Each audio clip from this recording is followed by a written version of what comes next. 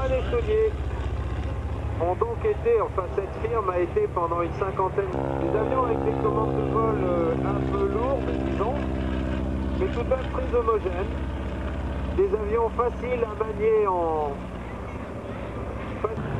des avions qu'on peut définir comme étant des avions de sport, plus qu'autre chose. Bien évidemment, il y a d'autres Morane qui mentent, vous allez rire, mais pourtant, c'est bien de ça qu'il s'agit. Voilà donc le 138 qui est rentré avec son extrême, donc lui faire 2 tours de piste était bien suffisant.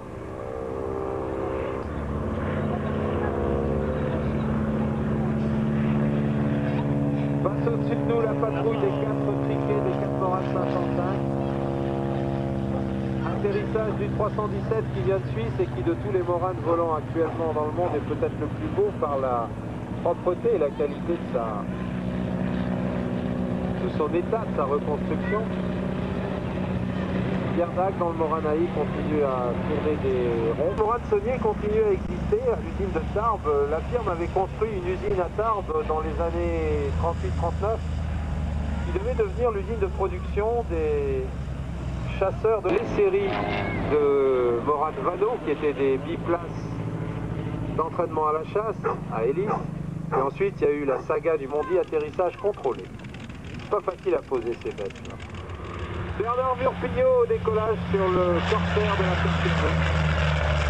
Et enfin le Corsair de Fighter Collection de la collection de Stephen Gray qui vient aux couleurs du Corsair de Ira Catford du corps des marines je pense qu'il y avait 25 drapeaux japonais peints sur le fuselage de son avion. Parce que marier des machines comme celle-là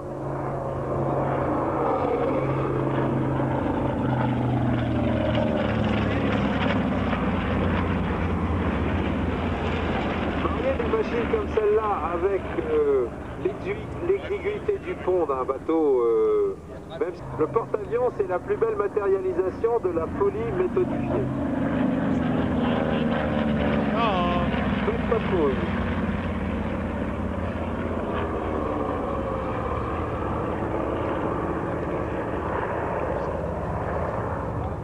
Le voilà en configuration.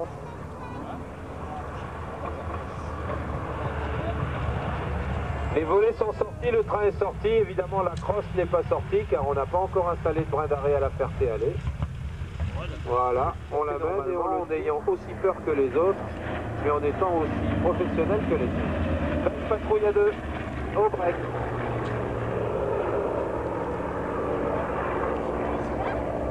Le Corsair est caractérisé par sa silhouette frontale. Quand on le voit de face, on est évidemment frappé.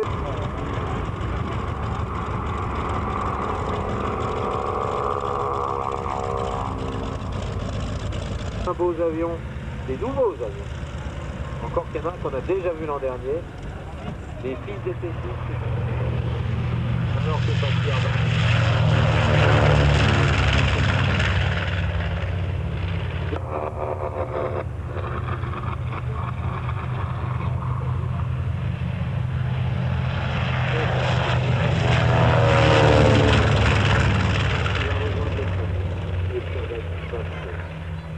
Comme d'habitude, comme un train express. Pour bien présenter un Yacon, il faut beaucoup de chevaux.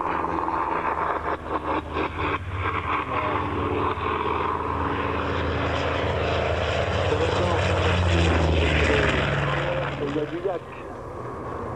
Oh, que c'est beau.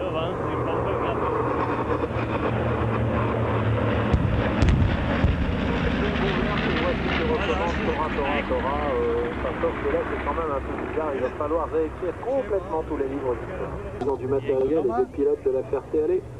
Il y a eu par exemple les derniers Spielberg.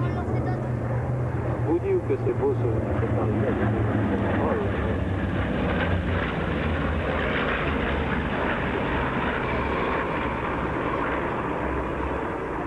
Le maître des lieux, lui-même. Et hop, ce petit rebond. Et badoum, et badoum, et badoum.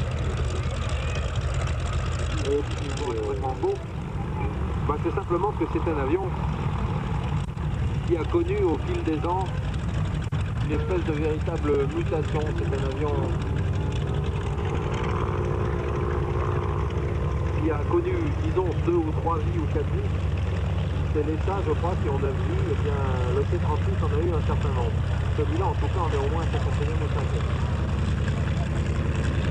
Les C-36 ont été décidés. Allez, des Mustangs. C'est Pierre Dac, donc, le P-51 au décollage.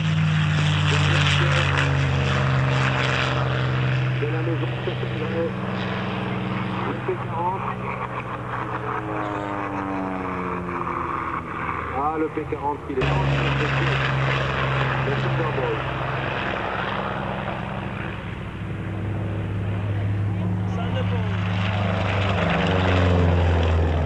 Les 3 gros Warbirds sont en l'air.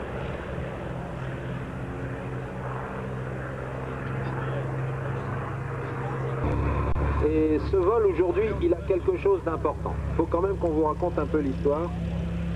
Le bonhomme qui vient de décoller ce Lysander est un commandant de l'académie, c'est Jean-Pierre Cotard, et 21-22 ans. Il prenait des avions comme ça la nuit, et en général avait un passager en place arrière qui était un espion qu'on allait découvrir. Tora, commence.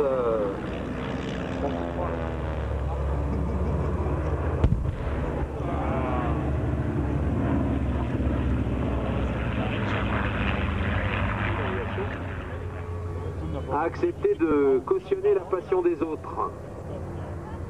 Le B-17 est donc encadré du Mustang de la Ferté-Alais.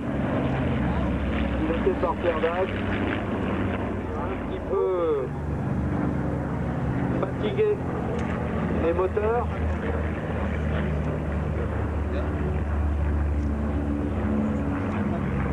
L'avion a vieilli l'an dernier, c'est vrai que 112.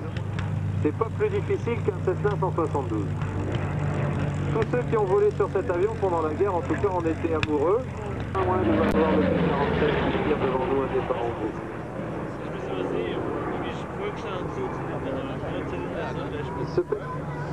Ce P-47 a un nom de baptême, c'est écrit sur le côté, No Guts, No Glory, traduit en français, pas de couilles, pas de gloire. C'est un peu typique de l'état d'esprit des pilotes de chasse américains qui volaient là-dessus pendant la guerre.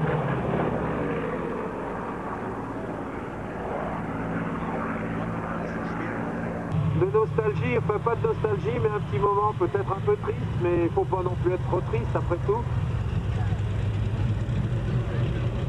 Dans ce meeting aérien, il y a... Et en guise de